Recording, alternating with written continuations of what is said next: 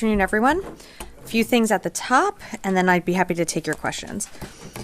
Secretary Austin returns home today from his historic 13th trip to the Indo-Pacific. Following the Reagan National Defense Forum last weekend, he traveled to Japan for his 4th official visit to build on historic progress made among our Japanese allies and U.S. military stationed in Japan. From meeting sailors aboard the USS George Washington to meeting with Prime Minister Ishiba, this final trip was an important opportunity for the Secretary to engage on a wide range of defense activities across the alliance, to include ongoing efforts to upgrade U.S. Forces Japan to a joint force headquarters, marking one of the strongest improvements in our military ties with Japan in 70 years. We have long said that the U.S.-Japan alliance is the cornerstone for peace and security in the Indo-Pacific.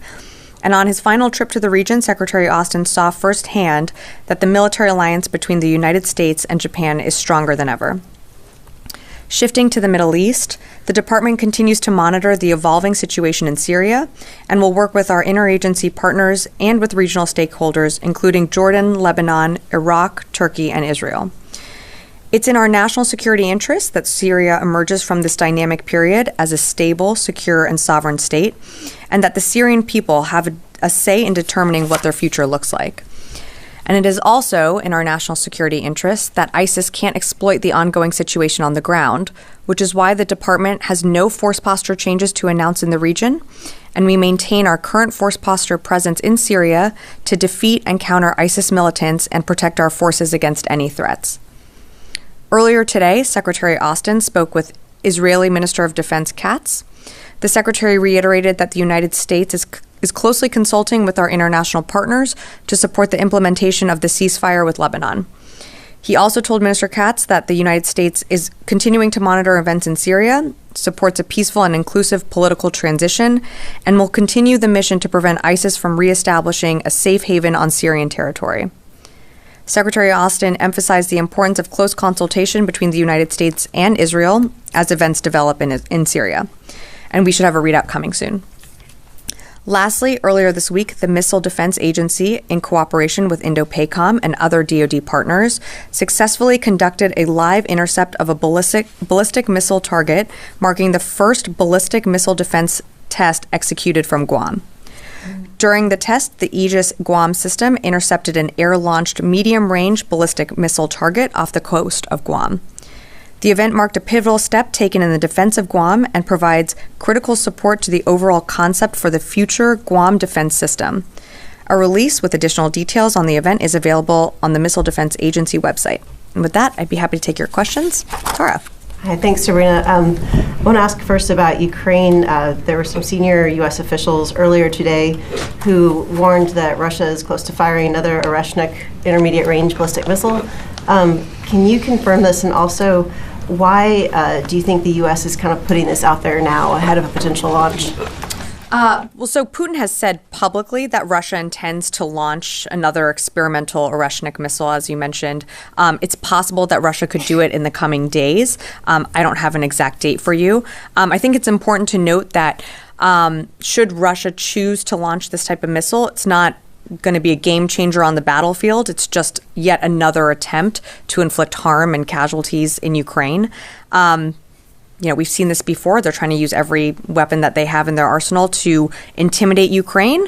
But of course, Ukraine, with the United States, other partners around the world, continues to have our support as they, fight every single day on the battlefield. Has Ukraine asked for any additional defenses given Russia's saber-rattling on this missile?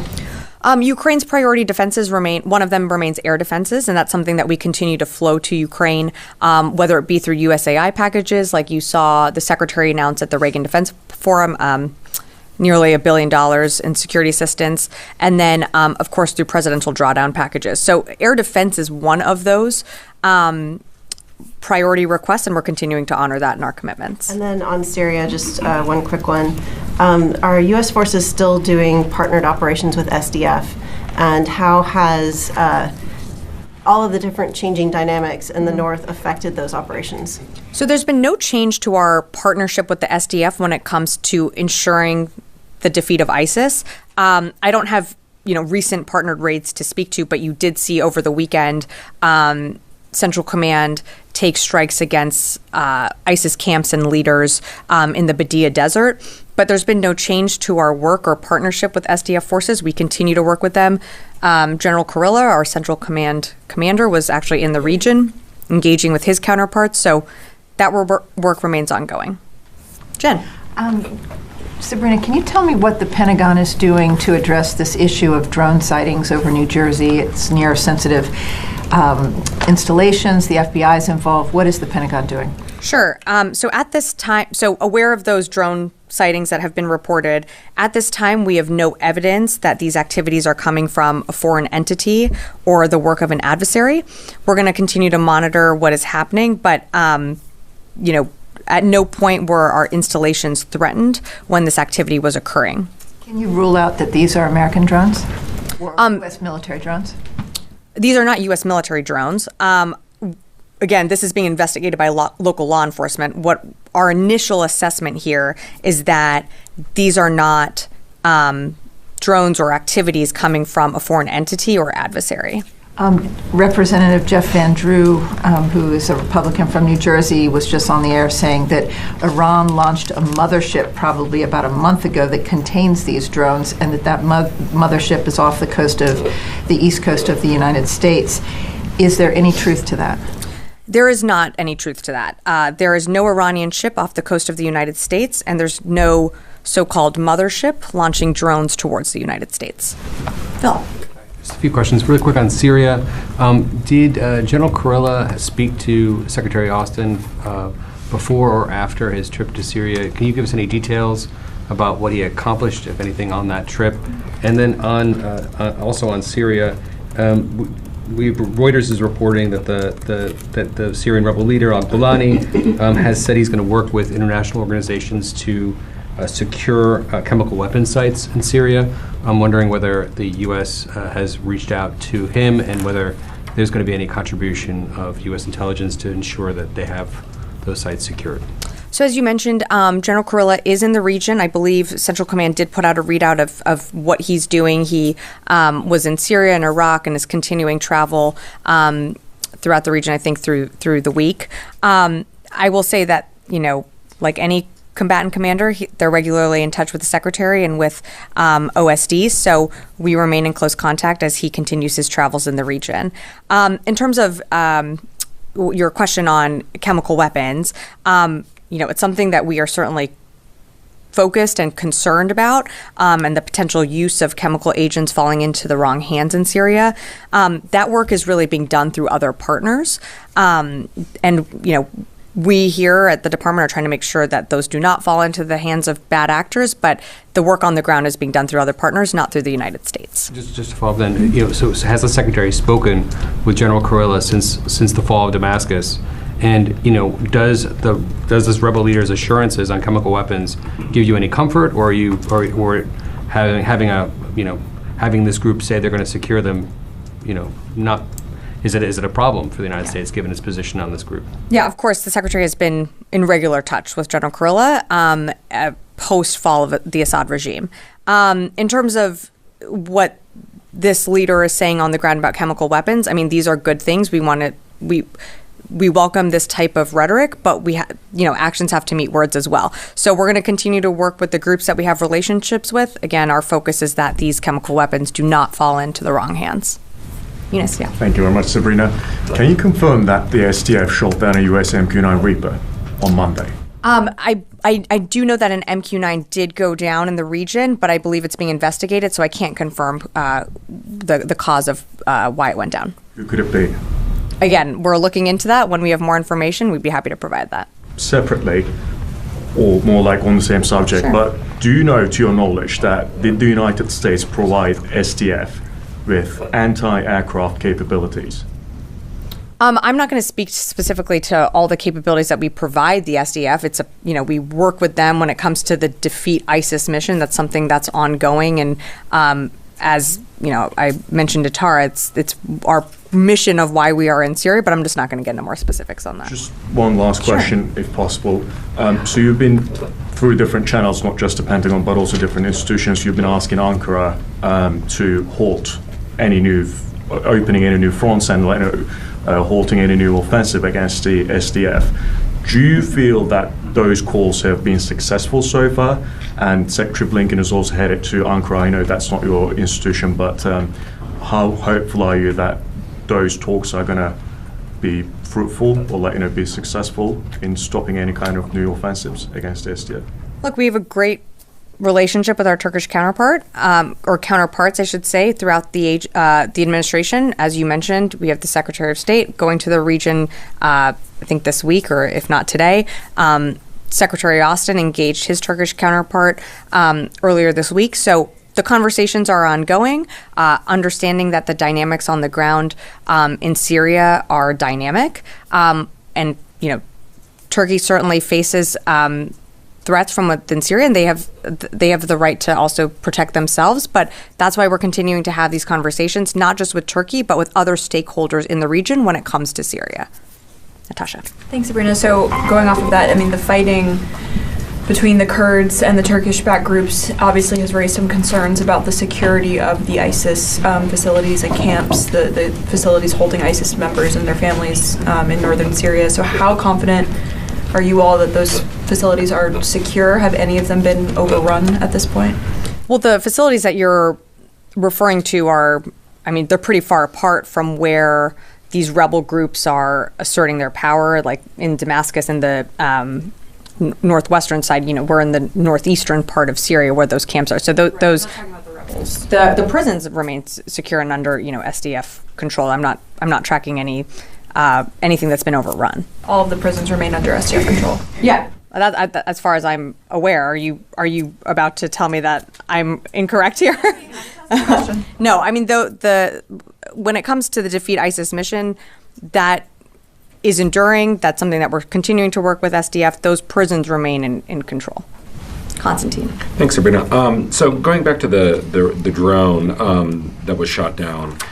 So on Monday, you said that you guys aren't working on a formal deconfliction channel with HTS, the folks running the show in Damascus. Does this incident put more urgency behind having some sort of formal communication channel? Well, we're working through groups and partners that do have relationships with HTS. So we have ways of communicating messages. Again, of course, we want to work towards any deconfliction, especially our number one priority, and I think the Secretary spoke to this earlier today, is U.S. forces in the region, and then to ensure that enduring defeat of ISIS, which is the mission set of why U.S. forces are in Syria.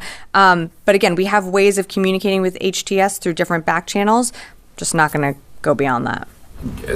Pivoting slightly then, would it be fair to say that this incident underscores sort of the chaotic nature of the situation in Syria and that U.S. assets and troops are in greater danger now than they were before the fall of Damascus?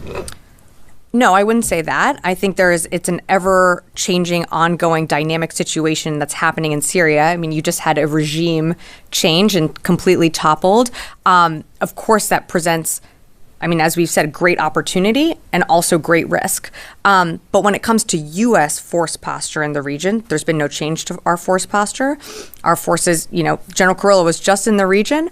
We're going to do everything that we need to protect our forces there and to ensure that a terrorist group like ISIS doesn't take advantage of this moment and seek to move back into that, to the Damascus area and remain in a place where they are significantly degraded and diminished. And that remains our focus. So just to be clear, Sure. The downing of the drone is not an indication that U.S. forces are under greater danger than they. I would not look into it like that. Janie. Thank you, Sabrina. Excuse me. A couple of questions on South Korea, United States, and North Korea. Is the Defense Secretary Austin canceling his visit to South Korea due to chaos of the lack of a counterpart? I think we spoke to this, Janie. The Secretary did postpone his visit to the Republic of Korea, just given recent events. Again, he continued to the region. The ROC remains we have an incredible relationship with our counterparts there, and that's going to endure. But, Right now, the secretary is wrapping up his trip to Japan. He's coming back. It was his 13th visit to the region. I think you can see the amount of emphasis that this administration and this department has put on the Indo-Pacific. Is a normal cooperation between South Korea and United States currently working? Yeah, cooperation conversations continue on. North Korea, there is possibility that North Korea may misjudge due to the current chaotic situation in South Korea. What kind of preparation does the United States ally have for such eventuality? Well, I think, and you've certainly seen, there's an ongoing democratic political process that's playing out in the Republic of Korea. Certainly wouldn't want any actor to take advantage of that. We have to let that process play out. What we're focused on and what the Secretary has emphasized is the deepening of cooperation between Japan, between the ROC, between other Indo-Pacific partners, which is why you saw the Secretary embark and return from his 13th visit to the region. Yeah. Thank you, Sabrina. You always mention that you are supporting the SDF against any ISIS threat in the region. Now, all the other parties, the opposition forces, are against Daesh, and they fought Daesh in the past years. Now, there were some clashes in Manbij, and the SDF retreated from there, saying that the U.S. mediated for them. Who did you mediate with, and what would be your position in the future in any other confrontation between any other group with the SDF? So I'm sorry, what is the question about ISIS, or is it about the Manbij region? It's the Manbij region, since the SDF and the forces there were not fighting Daesh or ISIS. They were fighting infighting between these two groups on Manbij. So they retreated with saying that the U.S. mediated in their behalf. So what would be your position in the future in similar situations when SDF comes and fronts some other Syrian groups, not ISIS? So, there's a number of stakeholders in the region. We continue to work with our Turkish counterparts to, urge for any de-escalation or confrontation in that region. Our assessment right now is that SDF is not operating in the Manbij area. We're focused on the mission, which is why we are in Syria, to continue that enduring defeat of ISIS. That's what we partner with SDF on. Appreciate the question, but I'm just not going to get into more details about that area. Another thing, like in the same area that's controlled by the SDF right now, there is a specific territory which is, according to dual agreements between the Syrian and Turkish government, is a Turkish ground, actually, Süleymanşah in Karakozak area, the right eastern shore of the Euphrates. So is there any talks about this? Because Turkey took the remains of the historic commander from this area due to ISIS threat to the historic site. So now, is there a way to go back to normal, and do you follow anything about this? Trying to follow the thread of the question here. Again, we're going to continue to engage with Turkey. We have our Secretary of State traveling to the region. General Kurilla is in the region. These are ongoing conversations, and of course, we understand the threats that Turkey faces, and our partners in the region. I'm just not going to shed more light than what I've said already. Tom. Hiya. Thanks, Sabrina. The readout that you did at the top between Secretary Austin and Minister Katz, you talked about the ceasefire implementation with Lebanon. I don't think you said anything about possibility of new ceasefire talks in Gaza. Sorry? New ceasefire talks for Gaza. Was there I'm sorry. I was just giving a very top-line summary. That's why I said a more fulsome readout is coming. Minister Katz said that there was a discussion of there's a chance at the moment for a new deal that hopefully leads to the release of hostages. The Secretary and Minister Katz did discuss the ongoing situation in Gaza. I mean, the Secretary always impresses upon his counterpart the need for a ceasefire. One of the things that this administration continues to push for is the release of hostages. We still have Americans that are held hostage. Again, we should have a more fulsome readout coming. But one of the other things that the Secretary also emphasized is the need to get more humanitarian aid into Gaza. Okay, thanks. And then on the situation in Syria, are there any DoD personnel in any capacity currently in Damascus or any other places where the prisons, involved in any sort of search for Austin Tice or anyone else like that? So there are no DoD personnel. There are only DoD personnel in the areas that we operate, which are part of the continued de-ISIS mission.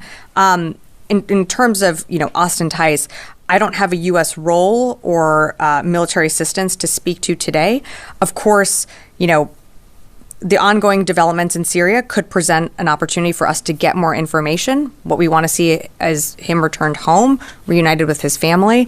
But I don't have anything to speak to in terms of a U.S. military role when it comes to Austin Tice. So as the situation evolves, then there could be a role for U.S. or DoD personnel to go in and assist with those. Yeah, today I just don't have any role to speak to, though. Yes. Thank you, Sabrina. On recent Secretary's trip to Japan, could you please elaborate on the development related to discussions on upgrading the alliance command and control? And also, before the presidential transition, does the Pentagon plan to announce any specific direction or decisions on U.S.-Japan command and control issues? I can't speak to future announcements, even though we still have a few weeks to go before the transition takes place. I'm not aware of any more announcements coming, but I'm not going to rule it out either. In terms of the relationship with Japan and the upgrading of those headquarters, I think you've heard us speak to that and what we're going to do. But that is a phased approach. It's it's going to take some time to continue to upgrade that Joint Force headquarters. Jeff. Thanks very much. Two questions. One, with the airstrikes that CENTCOM and the U.S. carried out against ISIS in central Syria on Sunday, is there any updated assessment of who you hit, what you hit, how badly damaged ISIS is as a result? And then some Syrian Kurdish officials have said that since Golani, HTS, and the other rebels began their campaign and ultimately ousted the Assad regime, that they have seen an uptick in ISIS activity and in ISIS attacks and plotting. What is the Pentagon seeing from ISIS right now as you fear that it will try to take advantage of this situation? Well, that is what we've been saying, is that we are concerned that ISIS would use the dynamics and the ongoing situation on the ground in Syria to try and take advantage of that, which is why we did what we did on Sunday. We at approximately 5 locations, we hit 75 targets with a number of different airframes and platforms to take out capabilities that ISIS would use, or we thought they could use, to try and take advantage of the situation that's unfolding on the ground.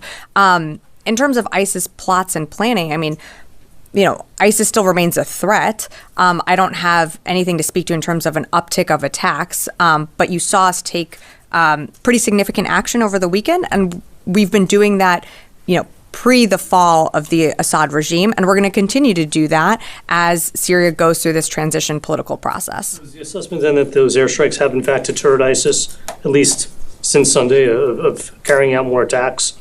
Well, again, we're taking capability off the map for them. So, what they choose to do, that's for them to speak to. I can only speak to what we did. And in terms of, I'm sorry, and you asked about our ongoing assessment of how successful those strikes are. Our initial assessment is that they were successful and that, we did kill a number of operatives, ISIS operatives in the desert, but it's going to take some time to get you more fidelity on the strikes.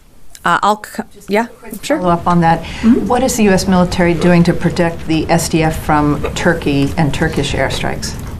So, continuing to have conversations with our counterparts. And while I won't speak to any hypotheticals, we're going to continue to engage the SDF. We have ways to deconflict, of course. And the Secretary spoke recently to his Turkish counterpart, and I'm sure he'll continue to do so. One other thing on Congressman Jeff Van Drew. He says that the drones in New Jersey should be shot down. Is there any reason not to bring down these drones to figure out what they are? Well, that's a decision for local law enforcement. If a drone or any activity is a threat to military installations, they always have the right for self-defense, and they can engage to respond to any potential risks. But with some of the drone activity or activities that you're referring to, there was not a threat to any military installation, so they didn't feel the need to engage. Yes, in the back. On those airstrikes over the weekend, categorically, then you're saying that the U.S. only targeted ISIS military assets. You did not target any Syrian military assets. We target the strikes over the weekend that happened on December 8th, targeted ISIS camps and leaders that were operating in the Badia Desert. And since then, you're not targeting Syria. I have no other strikes to speak to today. What support is the Pentagon giving to Israel as it targets Syrian military assets and invades Syria? So I would let Israel speak to its own operations. I think what you're referring to is the operations that they're conducting to eliminate what are threats to their security, which include, chemical weapons, missiles, rockets that were that the Assad regime controlled. They have legitimate security concerns. They have a right to self-defense. It is their own operations. How much support are you giving them? We're not giving them any support when it comes to those operations. There's one thing you keep talking about. There's no change in the U.S. force posture in Syria. Under what legal authority, either international or national, does the U.S. have a force posture in Syria? I'm sorry, what is the question? Under what legal authority, either national or international, does the U.S. have a troop presence, a force posture? We've had Syria? a troop presence and arrangement there for a number of years. Again, we continue to operate with the SDF to ensure the enduring defeat of ISIS. That has been our mission. That has been our mission from the very beginning. Jared. Again, on the Syria situation, there are some reports that Turkey-backed rebels near Manbij and Kobani have been still launching artillery and drone attacks in the area. And I think Raqqa today was hit with what the SDF said was a Turkish-backed drone attack. This is after the U.S. brokered the SDF withdrawal from Manbij, which the SDF is calling a ceasefire. How can the department ensure stability in eastern Syria and maintain security at the ISIS prisons if the department can't defend the SDF from SNA attack, or can they? Is OIR authorized to do that, or is this left up to the State Department right now? The OIR mission and scope still remains to defeat ISIS mission. That is in coordination and working with the SDF on the ground, whether it be partnered raids or other engagement activities. It is a partnership with the S to ensure that ISIS can no longer resurge to the threat that they were many, many years ago. Again, and I think I've answered this, but we're going to continue to engage with our Turkish counterparts. We're going to continue to work so that there is deconfliction. At the end of the day, though, the SDF is can speak to their own operations on where they're operating. We can only speak to our partnership with them when it comes to the de-ISIS mission. And if I could just follow up, I'm wondering if you can confirm something we reported earlier, that a senior U.S. official told the SDF that the U.S. military cannot protect them if they do not withdraw from Manbij and relocate east of the Euphrates, that the U.S. cannot protect them in that area if they don't do that. Is that true? Yeah, I can't confirm that. I'm not going to speak to an anonymous official's quote. Tara, and then I'll come to you. Thanks. I just wanted to circle back to the Oreshnik missile. Sure. When U.S. officials discussed the potential launching earlier today, and you just discussed it at the podium, is that based on an intelligence assessment, or what's prompting kind of this early warning? Yeah, this was based on an intelligence assessment that it's possible that Russia could use this Oreshnik missile in the coming days, and so they have used this type of capability before. I know you reported on it then. Again, I think the point of us getting out this information is to also ensure that this is not going to be a silver bullet change to the battlefield. The war is going to continue, and our support for Ukraine is going to continue. Does that intelligence include any assessment of what targets it might strike? I'm just not going to be able to give you more details on that. Yes. So commercial satellite photos came out yesterday showing that the Russian Navy vacated their base in Tartus, in addition to their military air base further south. Is there any concern from the building or from y'all that the Russian Navy and the Russian military writ large are going to develop some type of basing rights for those locations? Everything looked pretty intact when they left. Is there a concern that there's going to be a relationship with the Russian Ministry of Defense and the new regime in Syria going forward from the Pentagon? Well, we don't know what the new path forward in Syria looks like. In terms of Russian assets, they just had one of their key political allies ousted.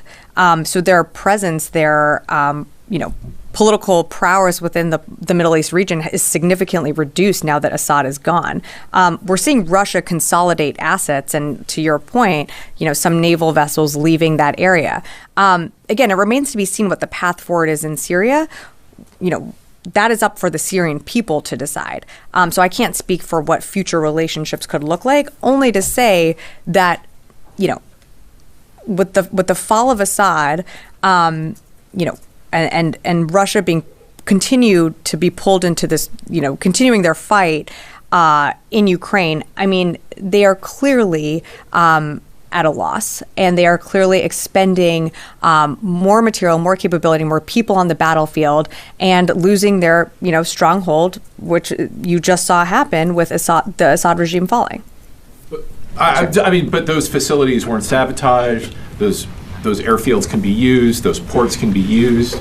If it was a full exit, you would expect that you'd want to deny follow-on forces to be able to use those. Well, you'd have to ask the Russians why they're doing what they're doing. I mean, what we're seeing is a consolidation of assets, including, some Russian forces leaving Syria. What they're doing with their facilities and bases, that's for them to speak to. Yeah. Thank you, madam. Two quick questions. One, this is a Human Rights Week in Washington or around the globe. When U.S. military withdrew from Afghanistan, some agreements were made, promises were made by the Taliban to the U.S. and to the U.S. military, but they are not standing up because especially against women. What role do you think U.S. military is still playing there in Afghanistan to protect those behind, especially women? I think it's pretty clear we don't have a military role in Afghanistan anymore. And second, if there is any role, U.S. military role in Bangladesh? I mean, other than, basic mill-to-mill ties. I mean, is there something more specific that you're asking about? No, because there are atrocities going on against minorities in Bangladesh, and its situation is very bad over there right now this time. Yeah, that would be, that's more of diplomatic conversations and engagements than mill-to-mill channels. I do have one question on the phone, and then I'm happy to come back in the room right here. Howard Altman, Warzone. Thanks, appreciate it. Just want to go back to the comments by Congressman Van Drew. Has the Pentagon spoken to him, or has any plans to speak to him? And is there any sense from the Pentagon that there's a frenzy, a hysteria here that's overblown in terms of some of these sightings? And has the Pentagon assessed any of them to be confirmed to be drones as opposed to aircraft or something else? Thanks, Howard, for the question. Local law enforcement, FBI is conducting an investigation and looking into this. I mean, there's initial assessments are that these are drones and potentially, could be small airplanes. It could be a number of things that people are seeing and reporting. But again, that's, for the investigation to uncover. And so I just can't speak to that more. In terms of, a frenzy, I think it's completely right that people report these sightings and that there is an investigation into, what they are seeing. But I think what's also important to remember is that at no time were our military installations or our people ever under any threat. And if they were, of course, the base commanders have the ability to engage these drones if they do pose a threat. Can I just go one here? And the drone issue. If you don't know what they are, how can you say they're not a foreign adversary?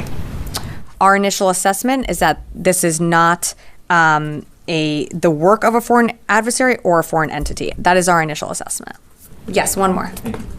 I want to ask on the Osprey, which was reportedly grounded in the wake of a security concern. Could you share some latest development on the aircraft? And I'm also wondering how you are communicating with allies such as Japan, which has not resumed its operation. So I think you've seen, each service makes their own decisions on when it comes to the Osprey. We remain, as a department, committed to ensuring the safety of our aircraft and our platforms.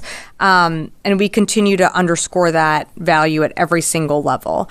I think the Navy, the Air Force, and Marine Corps all make different decisions about the Osprey, and some, have implemented an operational pause. For more information on that, I'd refer you to each service.